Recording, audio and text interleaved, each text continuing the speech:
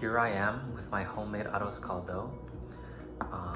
I added some sriracha as well, which might not be truly traditional, but in my family we always add sriracha to any soup or stew or anything like this to kind of jazz it up. What makes arroz caldo kind of distinctly Filipino compared to other variations of congee, I would say, is the chicken and the chicken broth. I used boneless thigh chicken here to keep it juicy.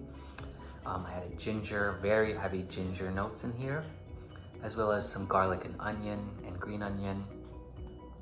I also added a lot of fish sauce to kind of get the salty umami flavor into the porridge. Arroz caldo is a really good example of how many influences are present in the Philippines and in its culture. First off, arroz caldo is just based off congee, which is a Chinese rice porridge, but its name, arroz caldo, comes from Spanish meaning rice broth. And the reason that's called arroz caldo is because when the Spaniards came and kind of occupied the land, they didn't really bother with learning the local name of this porridge and kind of just called it arroz caldo. And the name just stuck, and that's its official term now. Oftentimes when you eat arroz caldo is when you or a loved one is sick. It's a very simple dish, but you can add as many additions as you want, which is very comforting. It's basically like chicken noodle soup for Filipino people.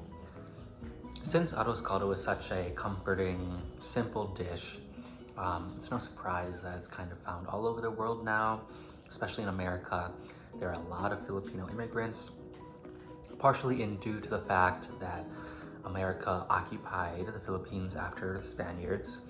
And during that time, thoughts of like Western superiority and like how great America was drew a lot of Filipino immigrants to come here within the 20th century.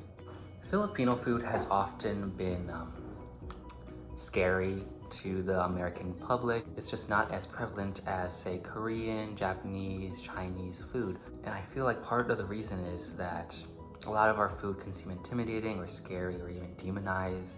For example, balut is a fertilized duck egg, and it looks really scary, and a lot of TV shows show it off as disgusting, which can put off diners from picking Filipino food.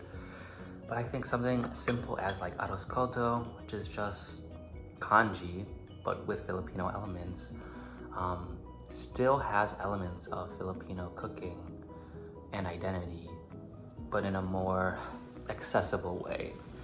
And hopefully one day more people try other dishes like balut or other things that may seem more intimidating. A really important part of Filipino cooking is sharing with your loved ones, like your friends and family. So here is one of my friends, Matt, sharing some arroz caldo with me. Thank you.